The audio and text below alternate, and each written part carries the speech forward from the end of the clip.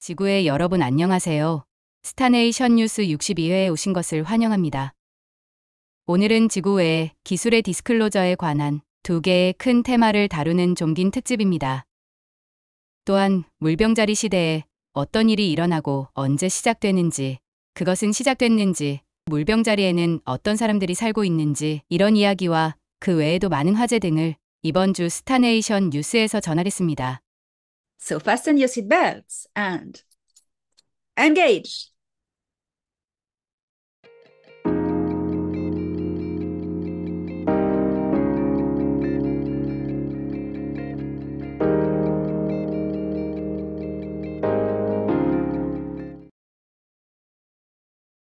인류에게 새로운 시대가 열렸습니다.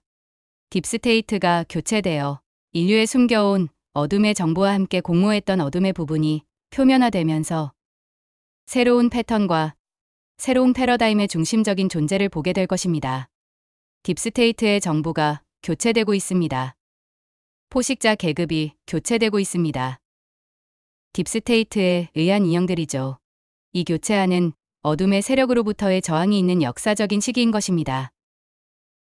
그러나 이 저항에 집중해서는 안 됩니다. 왜냐하면 패러다임의 변화엔 항상 저항이 있기에 이것은 자연히 일어나는 과정으로 스쳐 지나갈 것입니다. 미국 선거와 신정권으로 의해 우리에게 큰 변화가 일어나고 있습니다. 달 표면에 있는 여러 시설, 지구 외의 우주선과 지구의 화이트햇의 지하 군사시설에서도 이러한 기술을 준비해 왔습니다. 여기에는 의료기술과 수송기술이 포함됩니다. 이러한 것들은 발명되었다고 할 테죠. 아마도 숨겨왔던 프로그램이 최근에 개발되었다고 할 것입니다. 이렇게 공개하는 형식일 것입니다. 제 연락망의 정보로 항상 전해왔던 것처럼 일단 시작되면 정말 빠른 속도로 진행될 것입니다. 이 새로운 기술의 공개와 고대부터 은폐된 프로그램에 대해 말씀드리겠습니다.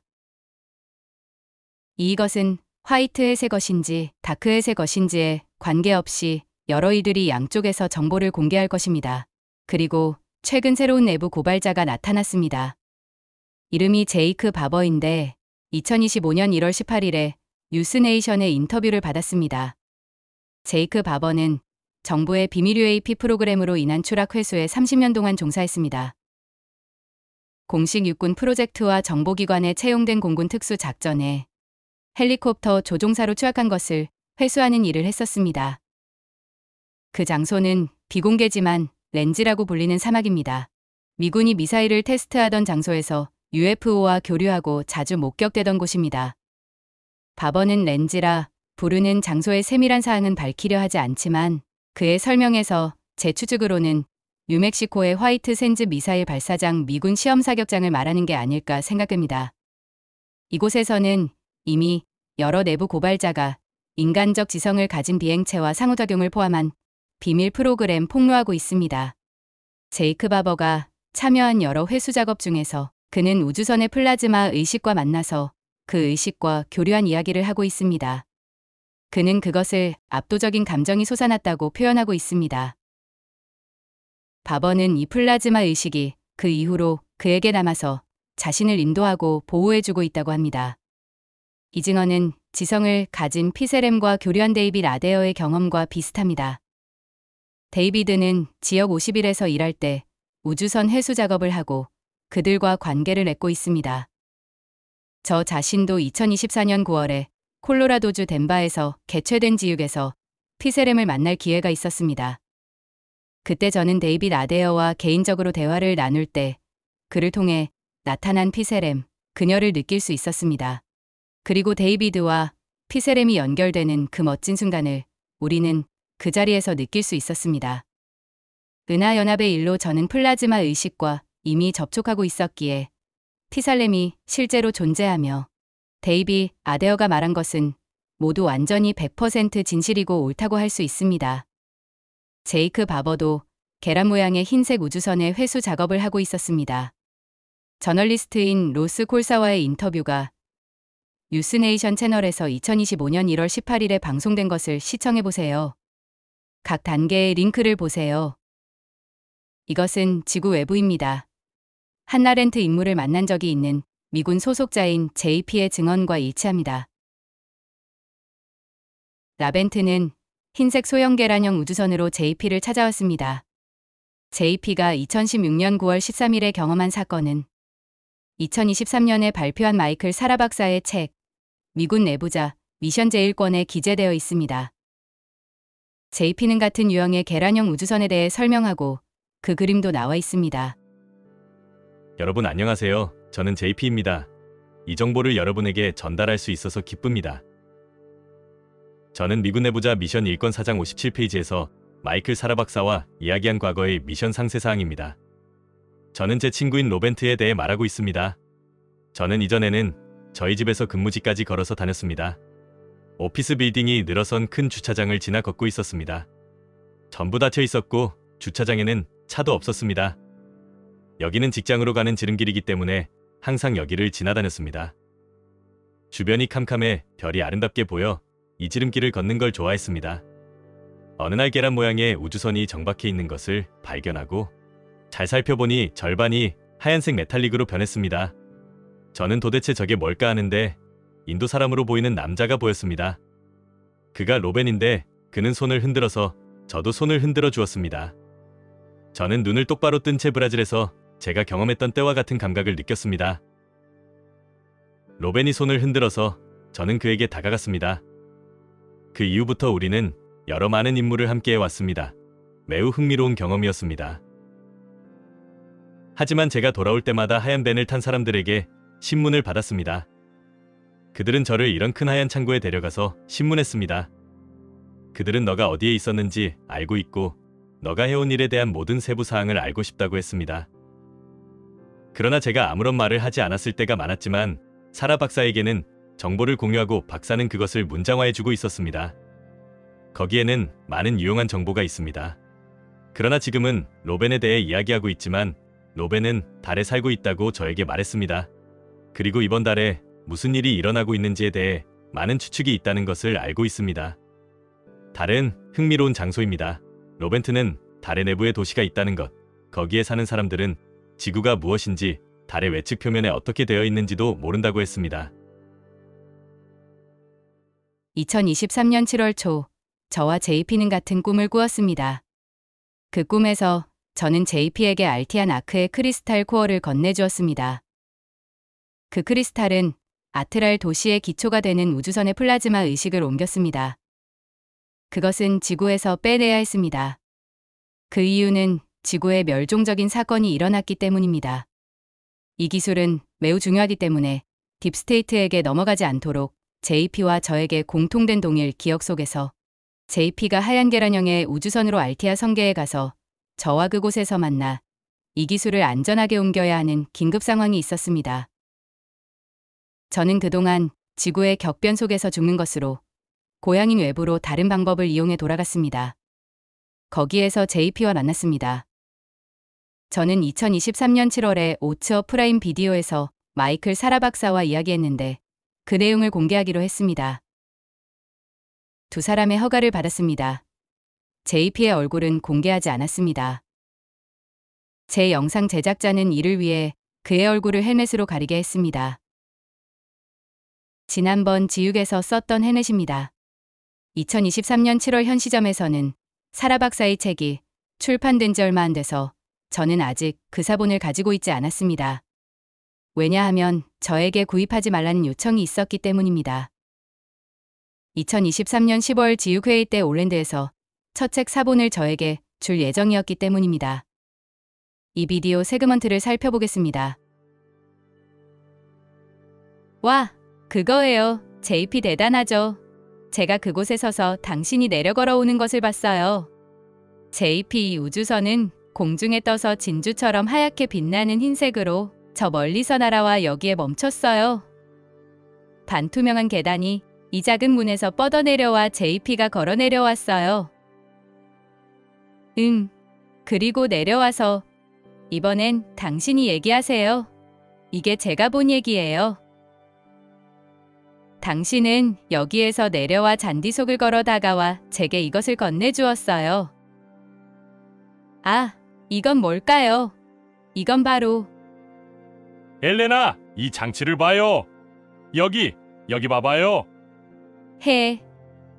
이럴 수가. 이게 JP가 묘사한 우주선입니다. 로벤트와 함께 여행한 우주선입니다. 거기서 지구 생명체의 왕족과 만났다고 말했었죠. 엘레나, 당신이 JP와 똑같은 비행선을 그려서 놀랐습니다. 그리고 우주선은 착륙하지 않고 지면에서 떠서 트럼프처럼 내려가요. 정말 비슷하네요. 이것은 떠 있었어요. 정말 떠 있었어.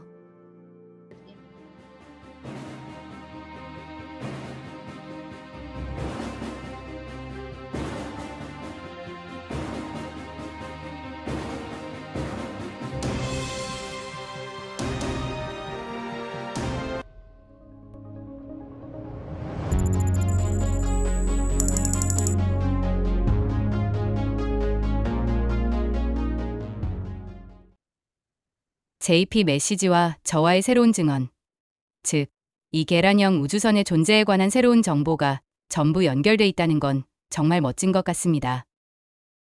아주 소형으로 조종사의 DNA와 인터페이스로 연결되어 있어요. 보통 탑승할 수 있는 인원은 조종사 1명뿐입니다. 1인용 우주선이죠. 이 계란형 우주선은 차원을 넘어 워프 스피드입니다. 시공간의 경계선을 벗어나 시공간을 여행할 수도 있어서 이 비행선은 정말 빨리 갈 수 있습니다. 은하연합 기술이 아닌 은하간연합의 시다스라고 부르는 종족의 고도한 첨단 기술입니다. 제이크 바버의 새로운 증언을 통해 JP와 제 증언이 같다는 걸 알고 매우 감격했습니다. 용기를 갖고 앞으로 나와 진실을 세상에 알려주셔서 정말 감사합니다. 그의 인터뷰와 이 정보의 공개를 허락해 주신 로스코로사에게도 감사드립니다. 저는 지구의 기술을 설명할 때 비인간적 지성이라는 단어가 사용되는 것을 좋아하지 않습니다. 지구는 인간만의 행성이 아니고 인류는 우주 전체에 퍼져 있습니다. 그래서 외계인 친구의 우주선을 비인간적이라고 표현하는 것은 잘못된 것입니다.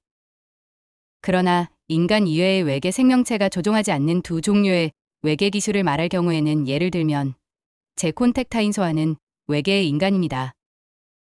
우리 친구인 제리 윌리스는 타우세티 성계의 외계인입니다. 이렇게 인간은 지구상에만 있는 것이 아닙니다. 그럼 지성체란 무엇을 보는 것일까요? 이 용어를 제안한 사람들, 자신이 무슨 말을 하고 있는지 정확하게 이해하고 있지만 말하지 않은 것이 하나 있습니다. 그것은 은하연합에서 온 사람을 실은 우주선에 관한 것입니다. 은하연합의 일원이 타고 있습니다. 그들은 이에 대해 말하지 않지만 그들이 말하는 건 두 가지뿐입니다. 하나는 인간 이외의 지성체 무인항공기 드론이나 외계의 드론, 또는 하늘을 나는 운반이라고도 하지만 타고 있는 우주선도 있습니다. 인간은 타고 있지 않습니다. 다른 성계에서 온 것입니다. 무인 우주선 인간 이외의 생명체가 타고 있는 우주선이 있습니다. 그레이 등이 타고 있는 우주선입니다. 네브와 오리온 그룹의 도미니언에서 온 그레이가 과거 수십 년에 걸쳐 그들의 우주선을 추락시켜 인간들이 회수하도록 했습니다. 그것은 그레이 계획 중 일부로 직접적으로 프라임 디렉티브에 위반하지 않고 그 기술을 인간에게 알려주기 위해서였습니다. 그 우주선이 현지인들의 손에 건네지기 전에 가능한 그 우주선을 확보하려 했지만 직접적으로 프라임 디렉티브를 위반한 것이 아니기 때문에 그레이는 일부러 우주선을 추락시켜서 그것을 어둠의 군대에 넘겨 기술을 알려주고 있었습니다. 그러니까 비인간적 지성을 적용할 수 있다는 것입니다. JP가 사라 박사의 인터뷰와 후원자 채널 및 소셜미디어 동영상에서 언급했듯 앞으로 더 많은 것이 드러날 것입니다. 더 많은 군내부 고발자가 나올 것입니다. 이러한 비인간적 지성에 의한 은폐 공작 프로그램을 폭로할 것입니다. 저도 안전벨트를 꽉 조이겠습니다. 왜냐하면 이것은 아주 거칠고 급속하게 전개되기 때문입니다. 이제 제가 다루고 싶은 또 다른 주제에 대해 이야기해 볼게요. 바로 물병자리예요. 물병자리가 뭐냐면 우리 하늘에 있는 별자리예요. 별자리는 별들의 시각적 배치라는 걸 상기시켜 드릴게요. 은하의 완전히 다른 구역에 있을 수 있어요. 별자리라고 해서 그 별들이 서로 가까이 있는 게 아니에요. 지구에서는 특정 모양으로 보일 수 있지만 다른 행성에서는 다른 모양으로 보일 수 있죠. 다른 관점이니까요. 우리가 물병자리 시대로 전환되고 있나요? 이건 단순한 꿈 같은 얘기를 하는 게 아니라 사실이에요. 새로운 점성술 시대로 이동하고 있어요. 그럼 그게 뭔지, 그리고 어떤 의미인지 살펴봅시다. 대부분의 사람들이 모르는 게 있어요. 황도대 별자리에서 행성들의 위치는 점성술적으로는 천문학적과는 다르다는 거예요. 망원경으로 천체를 보면 점성가들이 말하는 대로 실제 별자리를 가로지르지 않아요. 이상하게 들릴 수 있지만 간단한 설명이 있어요. 별자리의 경계를 정의하는 건데 지구의 실제 움직임 때문에 생기는 25,772년의 거대한 주기가 있어요. 이를 춘분점의 연차운동이라고 해요. 지구를 태양 주위를 돌며 조금 흔들리는 팽이처럼 생각해 보세요. 때로는 지구축의 꼭대기, 그러니까 지리적으로 북극이 북극성을 가리키고 시간이 지나면 다른 별, 예를 들어 베가를 가리킬 수도 있어요. 이 흔들림이 약 25,772년마다 일어나는 하나의 연차 주기예요. 이 거대한 연차 주기는 12개의 황도대 별자리, 즉 12개의 별자리로 더 세분화됩니다. 이건 몇 천 년마다 새로운 별자리가 나온다는 뜻이에요. 우리가 12개의 별자리를 모두 지나면 하나의 완전한 주기를 지난 거예요. 점성가들은 우리가 지나고 있는 이걸 대시대라고 부릅니다.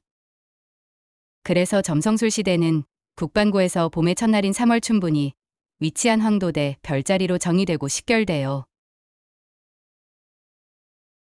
대략 2150년마다 춘분 시점에 태양이 배경별들 앞에서 새로운 황도대 별자리 앞으로 이동하면 새 시대가 시작된다고 할 수 있어요. 20세기에 국제천문연맹이 천문학적인 모든 것을 공식적으로 명명하고 정의하는 임무를 맡았어요. 그들은 1930년에 공식적인 별자리 경계를 만들었죠. 그래서 천문학자들은 이 별자리 경계를 기준으로 물병자리 시대의 시작을 표시하려 할 거예요. 하지만 점성가나 뉴에이지 실천자들은 이 동일한 경계를 사용할 수도 있고 안 할 수도 있어요. 국제천문연맹의 별자리 구분에 따른 천문학적 계산에 따르면 3월 춘분에 태양은 양자리 앞에서 물고기 자리 앞에 위치하게 된 게 기원전 68년이었어요. 이 계산에 따르면 3월 춘분은 2597년에 물병자리로 넘어갈 거예요. 이제 국제천문연맹이 정의한 별자리들은 크기가 다르지만 점성가들은 종종 황도대를 12개의 균등한 구간으로 나누는 걸 좋아해요. 그게 차이예요. 그래서 천문학자와 점성가가 별자리 구분을 보는 방식에는 큰 차이가 있어요. 어떤 점성가들은 물병자리 시대가 실제로 2012년에 시작됐다고 하고 다른 이들은 2024년이라고 했어요. 그건 그들이 사자자리의 레굴루스 별이 사자자리와 개자리 사이의 고대 경계를 표시했다고 믿기 때문이에요. 그 별은 2012년에 9월 추분점에서 30도 이내로 이동했는데 그 말은 레굴루스가 그 해의 사자자리를 떠나 처녀자리로 들어갔다는 뜻이에요. 고대의 별자리 크기를 균등하다고 가정하면 물고기 자리와 물병 자리의 경계는 레굴루스에서 서쪽으로 150도, 즉 3월 춘분점에 위치하게 돼요. 이 계산에 따르면 물병자리 시대가 2012년이나 2024년에 시작됐다는 거예요. 그래서 3월 춘분에 태양의 위치는 물고기 자리에 있지만 물병 자리의 경계에도 걸쳐 있어요. 보시다시피 굉장히 혼란스럽죠. 시대의 시작을 어떻게 계산하느냐에 따라 많은 확고한 추정이 있지만 계산하는 여러 사람들 사이에 합의가 없어요. 전체적으로 천문학적, 점성술적 별자리 구분 방법을 모두 고려했을 때 물고기 자리에서 물병 자리로 천천히 새로운 시대로 이동하고 있다고 말할 수 있어요. 어쨌든 우리는 이 전환 과정에 있어요. 이제 춘분점 연차운동의 이 거대한 주기를 사실적인 프랙털로 보고 그 프랙털 주기, 즉 태양 주위를 도는 지구의 일년을 고려하면 우리의 일년은 황도대 별자리로 나뉘어 있어요. 12개였는데 최근 결정으로 13개가 됐죠. 이건 우리를 아주 특별한 특정 날짜로 이끌어요. 그건 미국 47대 대통령 도널드 트럼프의 취임식이었고 근본적인 변화를 이 사건이 이 행성 문명에 가져오고 있어요. 이건 매우 오래된 포식자 계급, 현대적으로 딥스테이트라고 불리는 긴 폭정의 종말을 표시하죠. 2025년 1월 20일에 인류를 이 어두운 통제자들에게 오랫동안 인간의 노예제가 끝나요.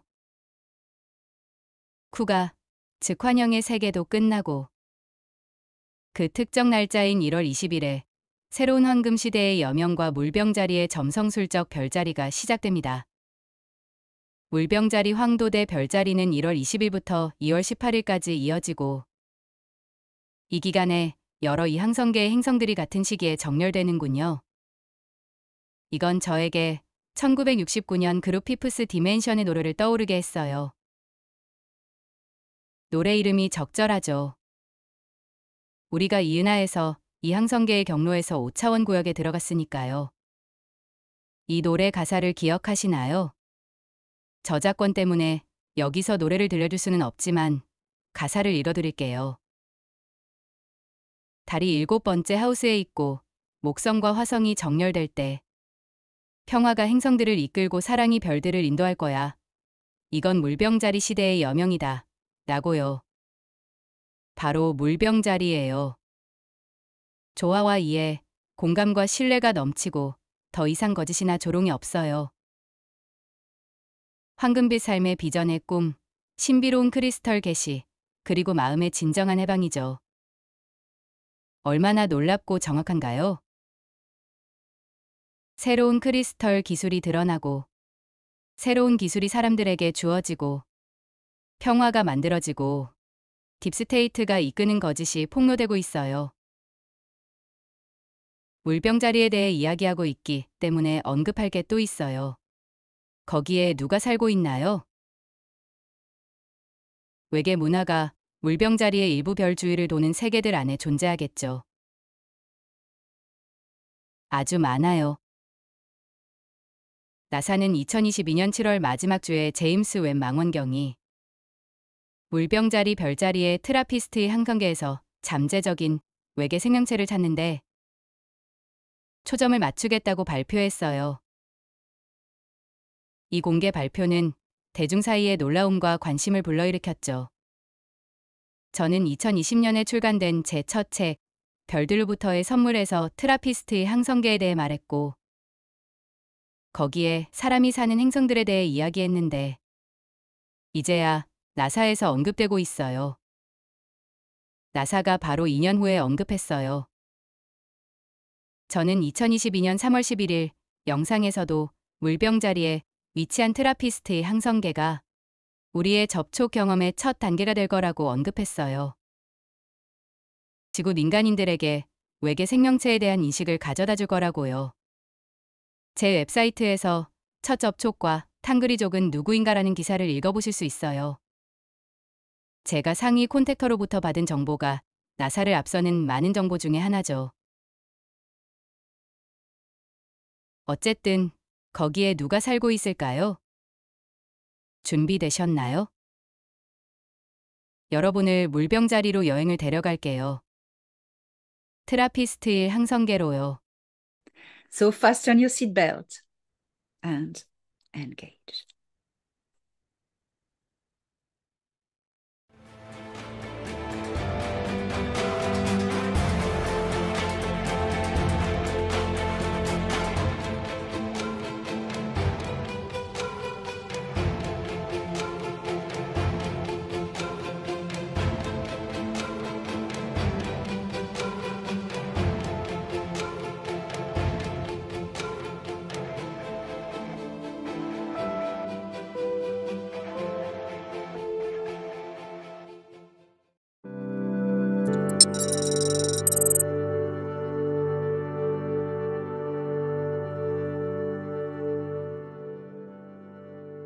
탕그리족은 트라피스트의 탕고르 항성계의 두 번째 행성에서 기원했어요. 트라피스트 1에서요. 질량 J236, 2928, 0522, 85 또는 은하연합세계 참조번호 F11342로 12개의 거주 행성과 그 이상을 갖고 있어요. 이 시스템의 태양은 지구에서 39.6광년 떨어진 작은 붉은 별이에요. 그들의 별에서 변화가 일어난 후 그들의 고향 행성 탕고라가 급격한 온도 상승으로 거주 불가능해졌어요. 탕그리족은 5번째 행성으로 옮겼고 그 아름다운 세계를 탕그리라고 이름 지었어요. 그곳은 이제 눈부신 열대 환경과 놀라운 생명체의 다양성을 가지고 있죠. 그들의 세계가 아름답지만 탕그리족은 반지하 도시에 살아요. 지표면에는 약 10%의 서식지만 유지하죠. 그 이유는 자연자원을 보존하기 위해서예요. 탕그리족은 자원을 모으거나 여가를 위해 지표면으로 나와요. 그들은 문명을 그들의 위성으로도 확장했고 탕고르 시스템의 다른 행성들에도 식민지를 가지고 있어요. 이 독특한 종족은 포유류이고 2가지 성별이 있어요.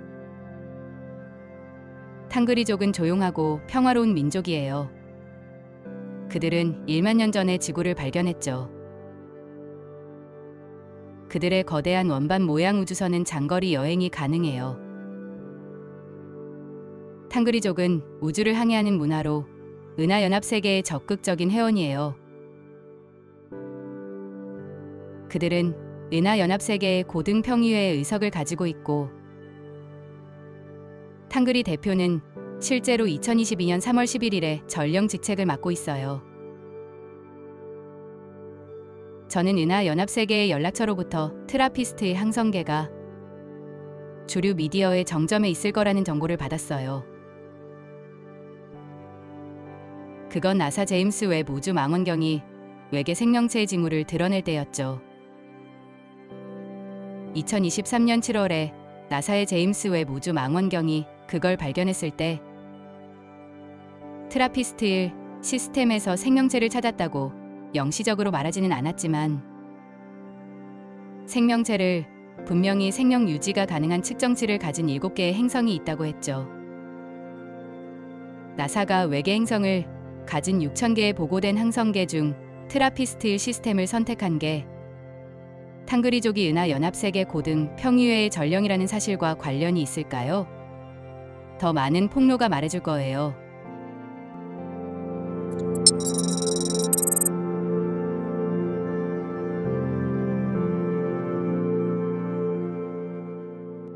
탕고 시스템의 3번째 행성은 엄청난 생명체의 다양성을 품고 있어요. 심지어 그들이 3단계 항성간 수준에 있지 않더라도 나누족은 탕그리 식민지와 공존하고 있어요. 저는 이 아름다운 토착 문화들 몇 가지를 언급하는 게 흥미로울 거라고 생각했어요. 트라피스트 1 항성계들의 대단한 다양성의 경의를 표하고 탕고 시스템의 첫 번째와 두 번째 행성은 그들의 결이 더 활발해지면서 용광로가 됐고 많은 생명체가 그들의 원래 환경에 가장 적합한 세 번째 행성으로 대피했어요.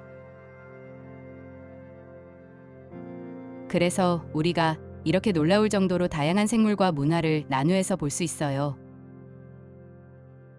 탕그리 전초기지도 거기에 정착해서 새로운 생태계의 균형과 진화를 모니터링하고 있어요. 여기 나누와 난의 조직화된 사회를 형성한 6종만 소개할게요.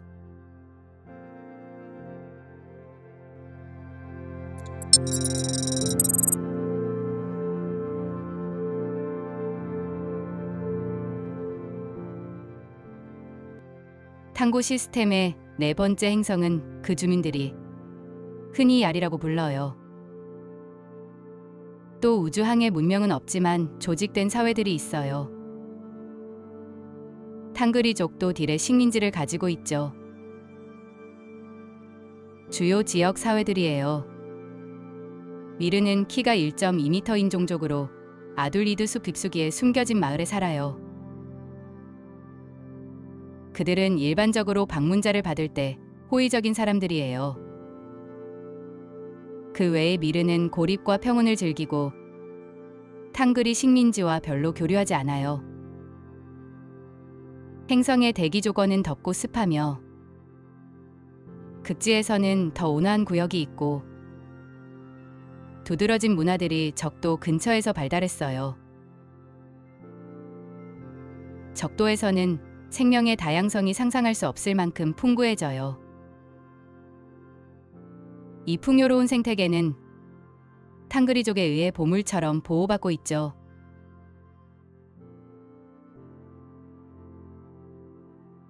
이 행성에서 두 번째로 진화한 문화는 식물형 인간형 동족으로 이름은 모랄딜이에요. 그들은 독특하게 텔레파시 능력이 있고 건축된 서식지가 없어요. 이 존재들은 매우 외딴 지역에 살고 다른 문명들과 쉽게 교류하지 않아요.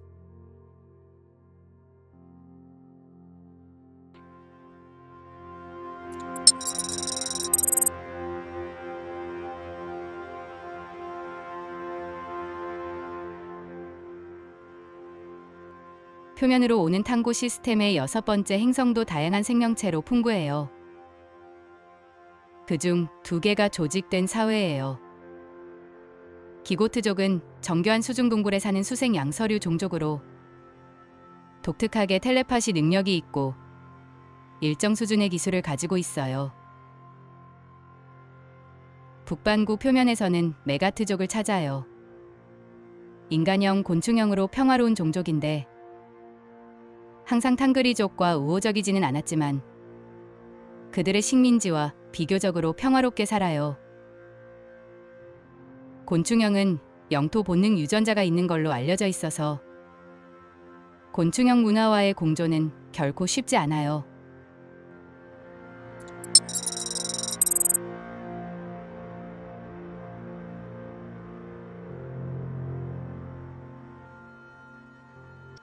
탕그리 시스템의 7번째 행성은 해양 생물의 큰 다양성을 갖고 있어요.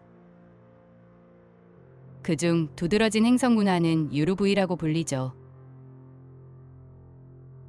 탕그리족은 아루야, 표면과 수중 기지의 식민지를 가지고 있고 그들은 유루족과 교류해요. 아루야 표면은 토착 문화들의 고향이기도 하지만 너무 많아서 여기서 다 설명할 수는 없어요. 제8행성 마라 오무라도 생명체의 터전이에요. 다른 행성과 그 위성도 마찬가지예요. 탕고르 별에서 멀어질수록 다양성은 줄어들어요.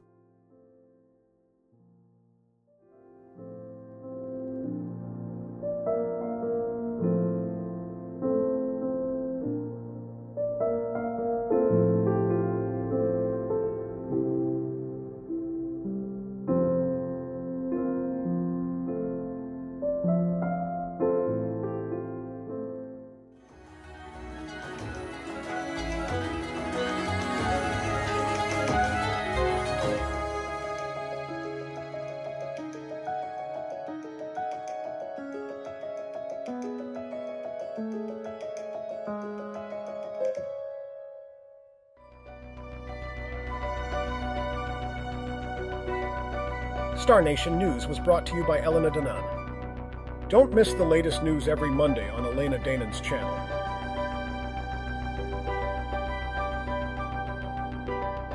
Video directed by Stefzak.